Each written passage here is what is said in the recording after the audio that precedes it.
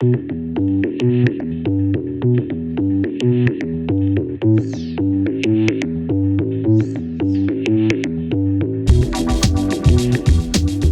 it going? Welcome to another episode of Lost Like Mike. I'm your host, Mike Gonzalez. Thank you for subscribing. Thank you for dropping by. Thank you for hanging out, the comments and whatnot. Thank you for the messages at lostlikemike@gmail.com. Appreciate that. Last week, the episode was titled Ignorance is Bliss. Primarily because I was talking about a lot of subjects that I really just was kind of freely thinking about, no real research, just my opinions, right? But I figured I talked about a lot of things that I don't necessarily know a lot about, so I thought it was an apt title. However, afterwards, I felt like I always talk about how I feel like I'm trying to listen for common themes that the universe is trying to tell me about, and it just seems like that began a sort of theme for the week. So I thought I would talk about a little bit more about that today. I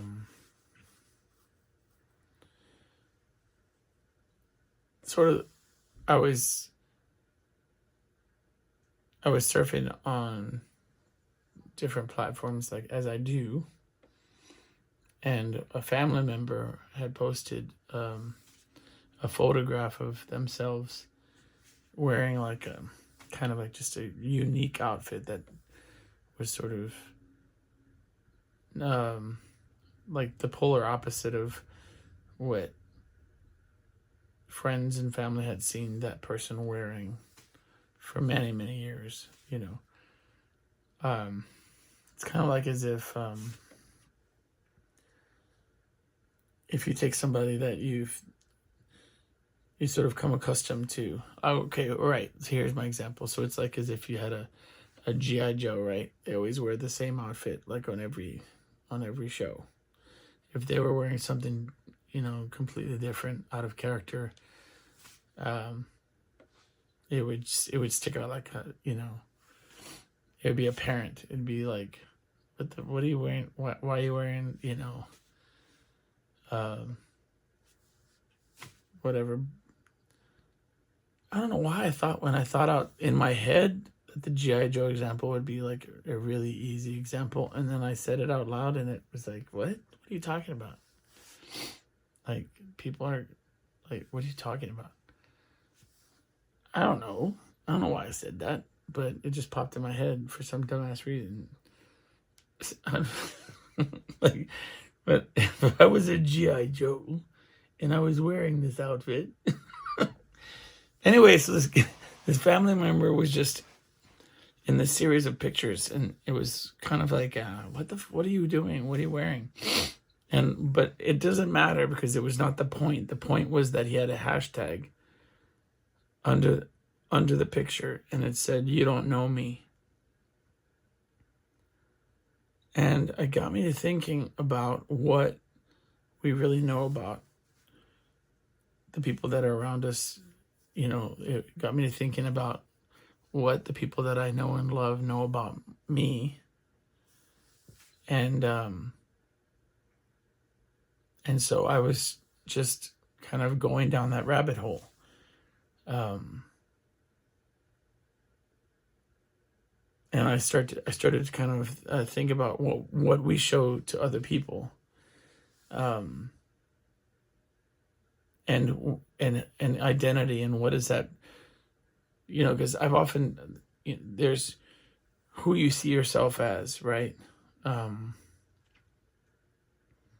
In terms of who you think other people see you as, right? And then there's how people perceive you, which you have like no control over, really. Some control, but really it's I mean, I don't want to be cliche, but it's in the eye of the beholder, right? It's just a phrase that means that that perception is everything. And although you can present the world with what you want to show, how they interpret what they see is the last say in it, right? Which happens all the time, you know. And then, of course, there's the reality of who you really are, right? A lot of times I do that. Well, recently I've been doing a lot more of it, where I look back and I think of things that I've done and the context of the situation, where my mind was at, who I was at the time, like how my mind justified the actions. And then in retrospect, it's really easy to turn on yourself and say, geez, man, you were a horrible person, or you did really bad things, or, you know, and it's in some ways, perhaps, you know, maybe that's somewhat true, you know. Hindsight is 2020, right? So you look back and you think, well, obviously, if I, you know, could have done things differently, right?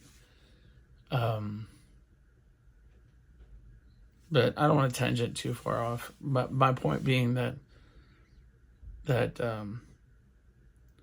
I've often said that we often fancy ourselves as the heroes of our life story, right? As the main character, the protagonist, as it were. And oftentimes we don't think about who we were in other people's stories. And I look back and I think I often was a villain. Unintentional, of course, but be that as it may, I still played that role, right? But anyway, that's one aspect of what I'm sort of been contemplating on. At one point or another, you inevitably have to forgive yourself for, I mean, okay, I should say it this way. If you feel that you've grown or have learned, then yes, at one point or another, you have to forgive yourself, because you can't carry that. You know, you can't carry that into any sort of meaningful relationship or friendship, or you can't carry that weight with you, because it'll impact all of your future, you know, relationships if you burden yourself with that. Anyway, but there is a lot that I wonder. But so anyway, I sort of dropped it and left it where it lay, right? And then unrelated, perhaps I mentioned it offhand in a conversation with my mom on one of our drives home, on one of the drives home. I don't remember exactly how it just came up, but I mentioned that idea, that hashtag, and she said, "Yeah, that's." But before I could even expound on it or talk about it or give it any sort of frame into which she should take it, she just jumped right into this random, because I thought she was going to talk about herself or my father, but she started talking about her parents. And, I don't know a lot about my mom's history. Um, uh, I know that she had a hard time of things growing up, but every time I think that I have a glimpse of what she went through, or her family history, it's just like she'll add something to it or say something that, wait, I thought this, I thought it. um I mean, and I don't think it's because she was protecting me in any respect, you know what I mean? My uncle who passed away, her brother, her eldest brother, um was sort of the patriarch of the family. And I've talked about him somewhat, I think, in an earlier episode. I probably, when he passed away especially, he regretted not having a relationship with me. They didn't live in the same state, but we tried to carry on a correspondence close to the end. We started exchanging letters and emails, and he would send me. He sent me a few snippets of excerpts of this sort of family history, and gave me a sort of glimpse into their lives. But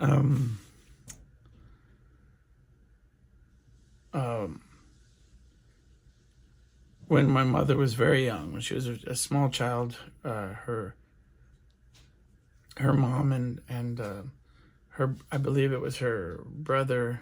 You see, I'm already trying to.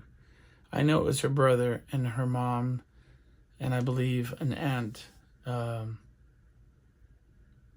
they were in a fatal car accident, and she lost her mom at a very young age. And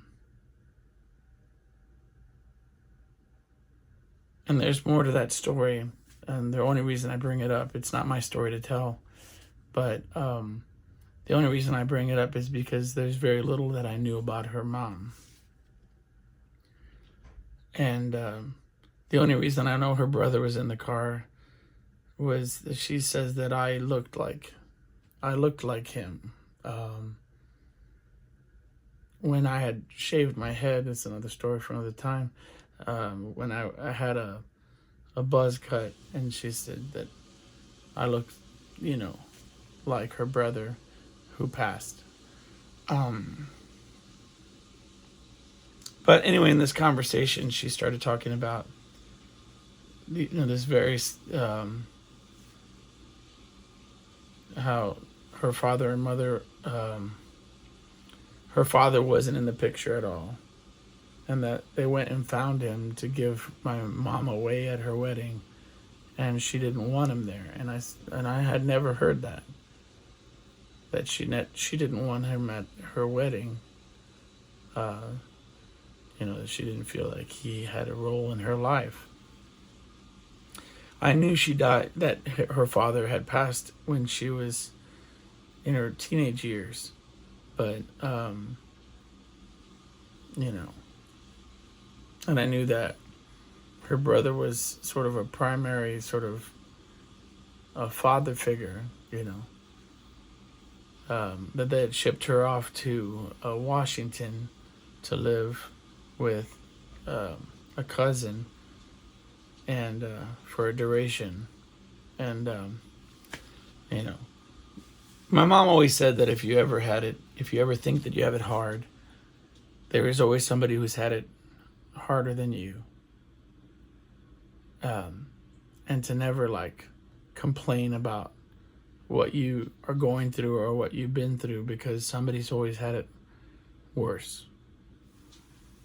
And I say that because of some of the things that she said that she went through. As I said, it's not my story to tell, but even just to the extent of losing her parents at the young age, and her time in Washington, and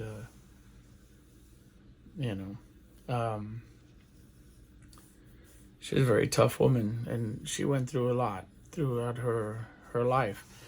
But for her to say that sort of gives a little bit more credence to that saying than even if I said it. You know what I mean? Her life compared to mine makes mine look very cush. You know what I mean? But anyway, at any rate, she got very quiet and she started saying different things, and then about her family history. And one thing that was very unique, or not very unique, but very sort of, there were so many instances where I was finding myself telling her like, wow, that's a mystery. And she said, yep. And I said, one that I'll probably never find the answer to. And she said, right. I'll never know. And so you'll never know. You know, for example, there was quite a few family members of hers that weren't related to her by blood. And they would call them a cousins, sort of an extended family. And so these bloodlines where you just were asking like, well, who was that? You know what I mean, to you? And, you know, she has no idea. And then she said, for another example, she said that, that my father, like really didn't want my older brother when he was a little baby to hang out with this one particular aunt. And, my mom had prefaced it by saying that she loved this aunt, and this aunt always had money and took him out for burgers and the, you know,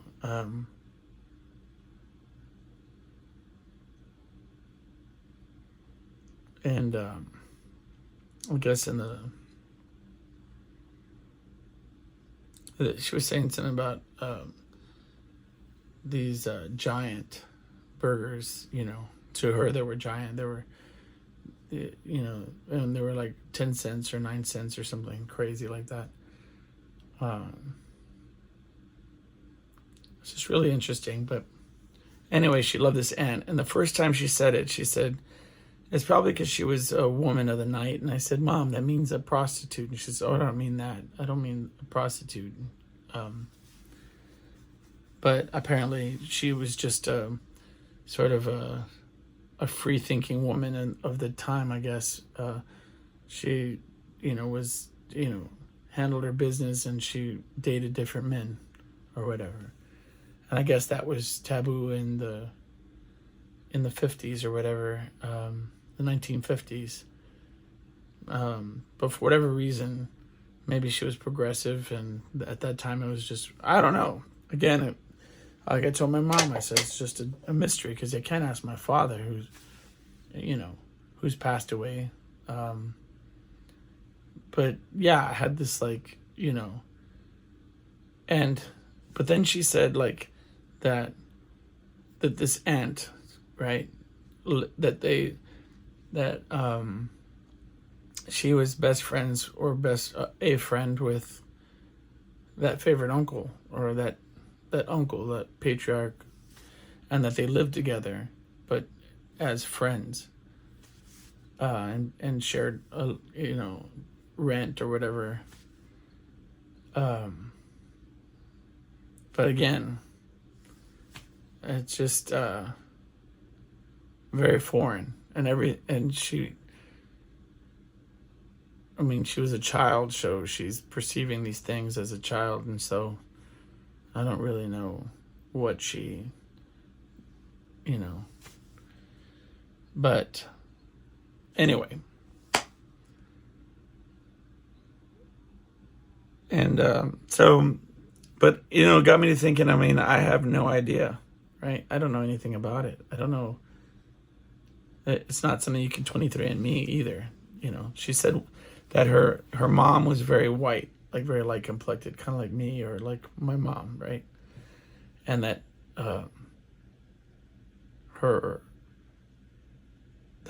her mom had a sister that was very dark.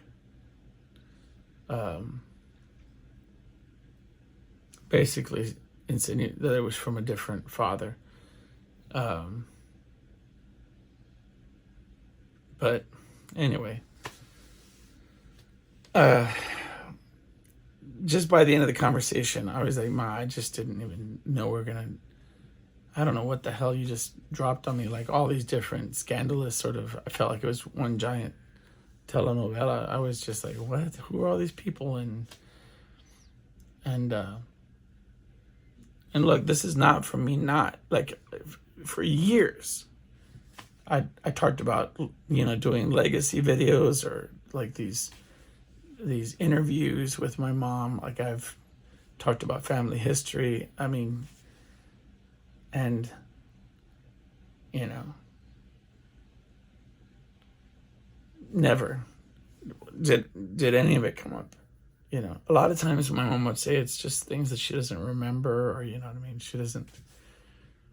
That if I ask about questions like that, and it's funny because I mean it's not funny. I don't know if I have like a mental block or that's installed in my head, but I've asked her for my grandparents' names, like what were their names, and I swear she said it. I know her maiden name, my mom's maiden name, but if you ask me, if I'd be hard pressed to be like, was that her father's? I mean, it must have been her father's name, but I don't know if they took her mom's. You know what I'm saying? Like, because they had divorced and the dad was not in the picture. Was that her name? You know what I'm saying? Like, I don't know.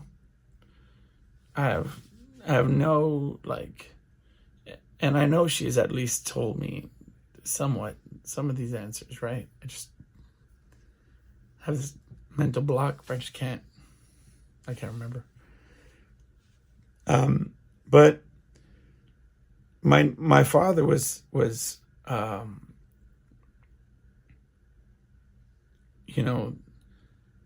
unique person in the relationship between my mom and him. There's a lot that I don't remember.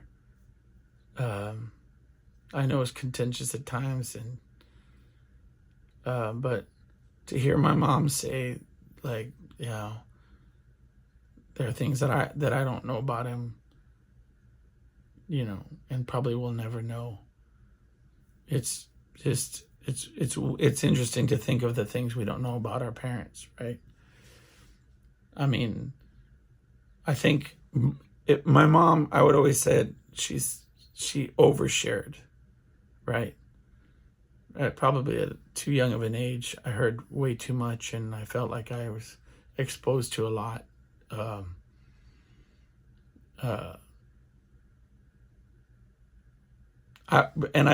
don't blame her. I blame myself because I'd always had this therapist sort of old soul that I could ask the right questions. I could probe in the right way to make somebody feel comfortable in sharing their issues or their demons but I think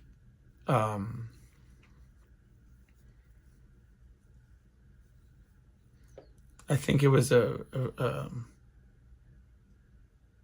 in retrospect, I think that it was a narrative that was very controlled and sort of and it was fitting the sort of what she wanted me to know, right? It was always one perspective.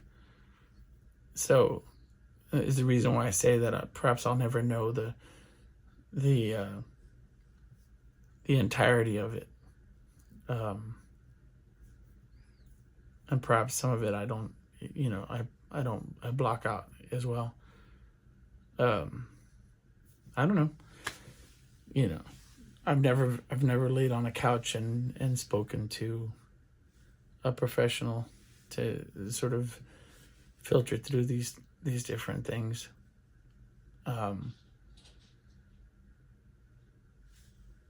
Which I think is important to sort of to think about.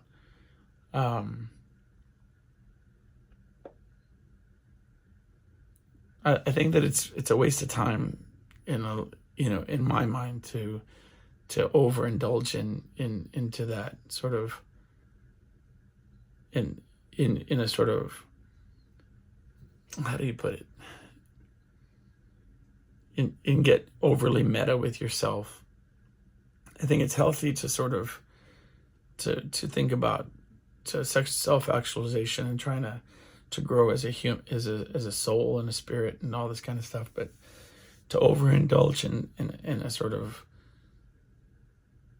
in a history of oneself, I think is counterproductive.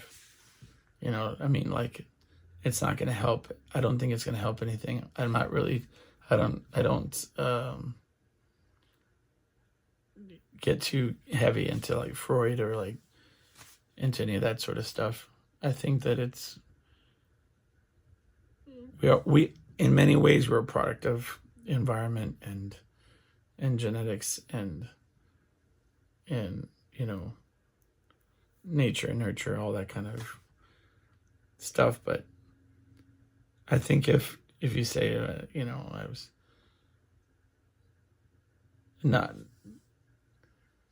I don't know, like, blame anything on anybody. Although I will say that I do fault in many ways my upbringing for a lack of understanding of how to have relationships, or how not. You know, there was never really a positive example of what it looks like to be in a healthy relationship. Like, I do blame that, because I mean, even if you ask me up to today, I don't really know of a healthy example. But I think with relationships, I've really, like, in every way that you could possibly think, I've learned the hard way how not to be with another human being, how you know, in terms of jealousy, and in terms of, like, which I pride myself on, you know, people would think that I almost don't care, but I have just an evolved perspective that has come the hardest of possible ways, but it's come the hard way. I'm at a point in my life where it's like I have an understanding of the lack of possessiveness that is the only way that you can exist. You have no hold on any other human being, and nothing, no fretting, no fussing, no pleading, no begging, no grand gestures, no purity of expression of emotion and love, or of caring, or no shiny gifts. And there's nothing you can possibly do, positive or negative, that's going to change the perspective of the person you're with. If they're down, they're down, and if they're not, they're not. If they're yours, they're yours, and if they're not, they're not. And there's nothing you can do or say or that's going to change that. And that is the truth. And even then, sometimes you could be with somebody that is your soulmate, or that is somebody who the feelings are true on both sides, and it's the wrong time. You crossed, you know, on this plane of existence, you met at the wrong time, and the wrong maturity, and the wrong station of life, and you were destined to make mistakes, and you were destined to not be right. You know what I mean? I don't know. I'm just randomly saying, but I truly believe that I mean, as just one life lesson, I'm most proud of, because I watched jealousy, I watched possessiveness, I watched that kind of come and go in the relationships I saw around me, and early on in my life, as with many things, the wrong way to be was just what I thought was all I had known. So it was what it was. And I think it evolved. Excuse me. I think that at first, perhaps I wasn't, but I was burned so many times early on that I felt that I needed to hang on tighter to it, to the people that I cared about. Maybe, whatever. But anyway, I just feel like, as now that I'm a parent, now that I see the influence that I can have on a child, I don't know. One of the things that I sort of I found myself talking to my son about was very matter of factly that, that there's a wrong way to be, and somebody should have told me, and nobody ever did. Nobody ever said, that you need to be a complete person before you meet somebody else. I mean, TV might have, right? But more often than not, the things that I often say, that I was raised in some part by PBS and by TV, not only by afternoon cartoons or, but and when you're talking in terms of like Mr. Rogers, or like the Sesame Street, or like yeah, that's fine, well and good. There's some sort of moral imperative that is trying to be expressed or taught in some of these forms of entertainment. But in terms of like relationships and when you're looking for how men interact with women, or how you're supposed to interact with others, a lot of times what you're looking at is drama, or unhealthy interactions. That's how you look and see these things. That's how they're portrayed. That's, there was, I mean, maybe you could talk about like Little House on the Prairie, or like the Waltons, but even then you're talking about very sheltered, very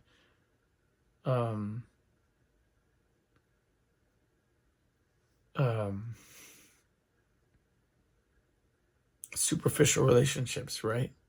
You're not seeing like the reality of how you're supposed to respect the person that you're with, and find somebody that pushes you and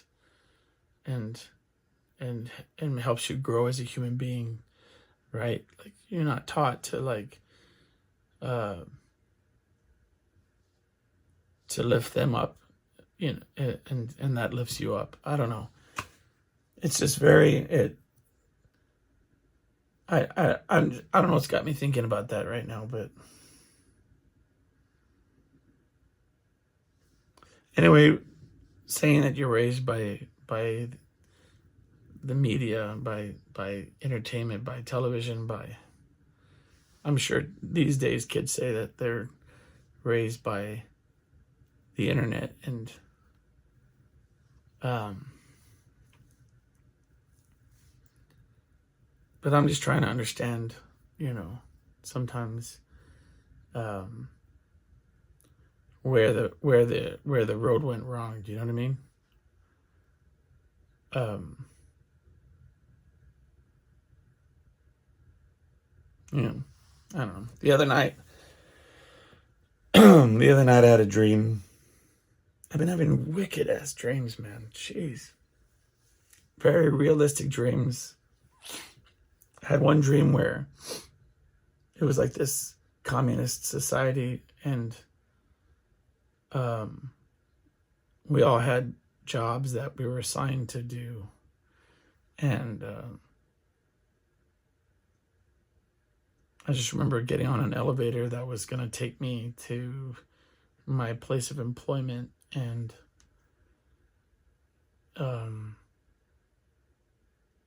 there was like these you remember it on Teenage Mutant Ninja Turtles, there was like a bad guy that was like a brain and had like arms. Well, this place had a bunch of these like, they were like parasites that looked like brains with arms. And my job in this world was to get rid of them. And I just remember saying, how do you get, and I was pointing up, and this thing jumped on my neck, and I threw it on the ground, and then like I woke up. But so that was but then the other night I had a dream that it was like there was this AI, right? And I had anthropomorphized it into like being like this being, this entity that I could ask questions to. And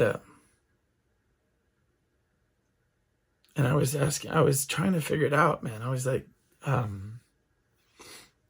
for some reason, when I was talking to this AI, all I could think about was just how it could go wrong. And I kept saying to it, well, how do you know what you know?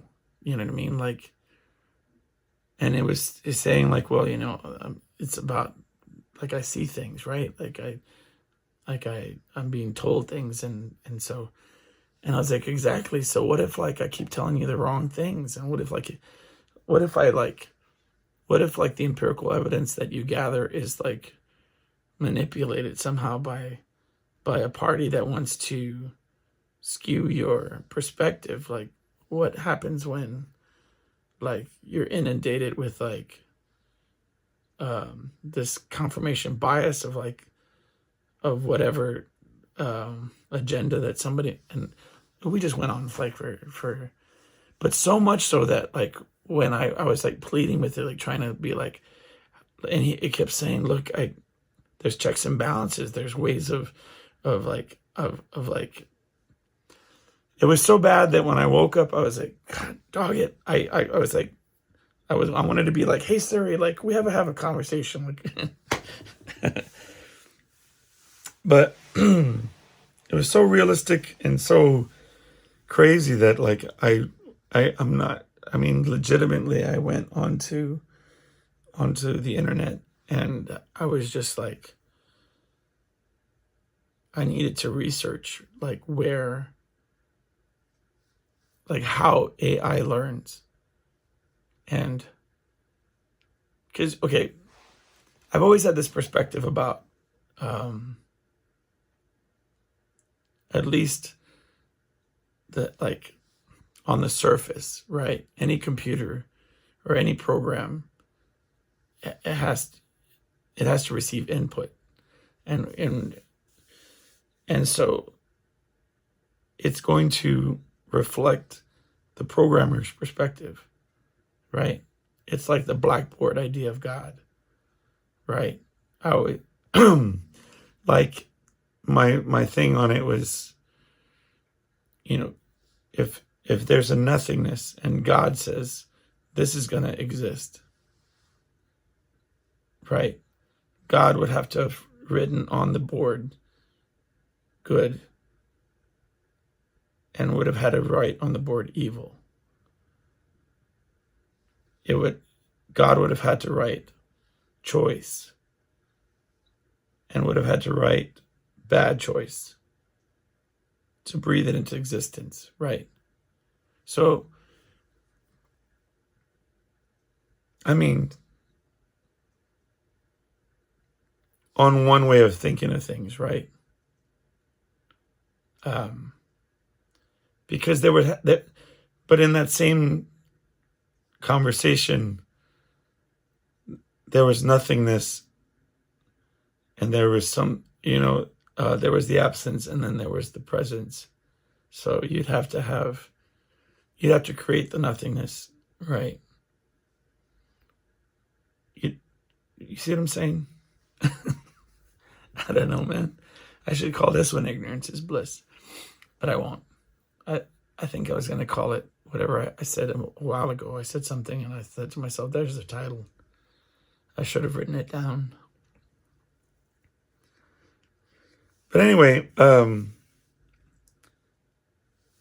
it's food for thought, man. I mean, I'd love to read your comments on it. I know I enjoyed that imagery of the Electoral College, the pictures that I got to see with, they showed if it was based on population alone, how much power a state like Texas would have. It was like this drawing of Texas being like this giant, and as opposed to like Rhode Island, which would be a fraction, a dot, of influence. So a president might not go over to Rhode Island. They might, if it was all just population based, they would just come over to Texas and be like, look, if I can win Texas, so there might be interests that are expressed in some of these small, these small states.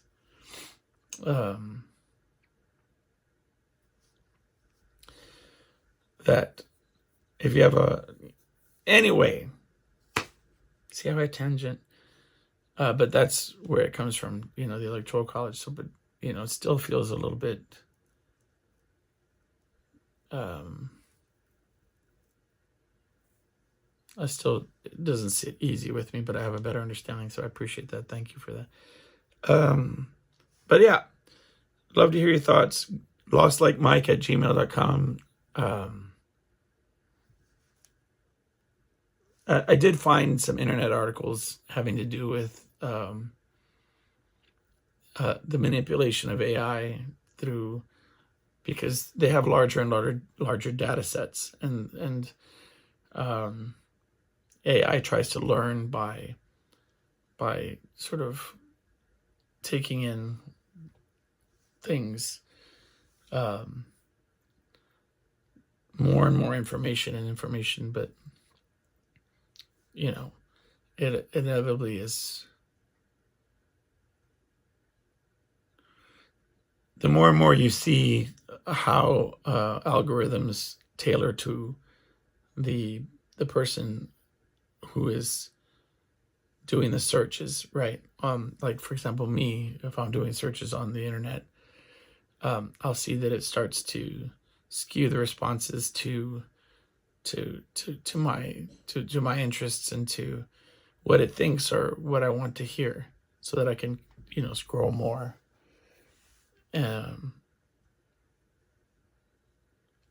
I wonder how much is influence, how much of that in reverse, like if I want for AI to come up with ideas and concepts that serve my agenda, you know what I mean?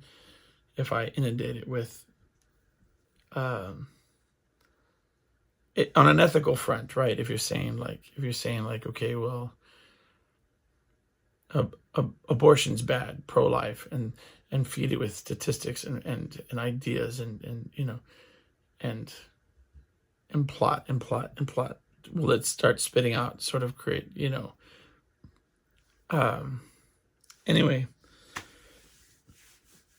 One thing I will say is that by the end of the day, in the first thing in the morning, I come out of the dream and I'm Googling things, and I'm at work and I can't stop thinking about it. And but then by the end of the day, like my mind's so tired that it comes out, like these episodes come out sometimes.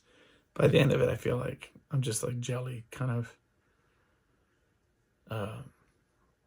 So before I sound like a dummy, I'm just gonna call it.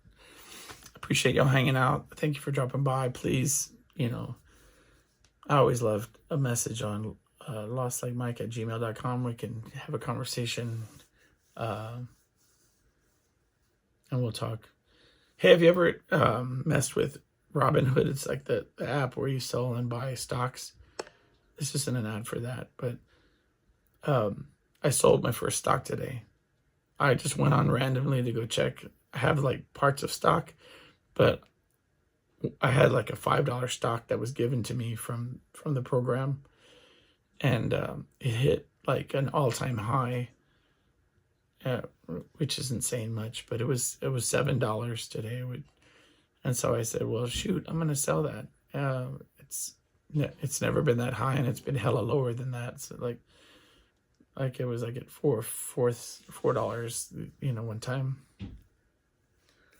Anyway, I got a kick out of it. I thought it was fun, and I sold it, and then I bought some more stock. Like I put the $7 as like a little baby part of a stock in Target, because it was really low today, and like those fools bounce back all the time. Like they're always doing good things. So I don't know why I shared that with you, because I got tired of talking about AI. It was making my brain hurt. So anyway, take care of yourselves. I will see you next time. And, be safe.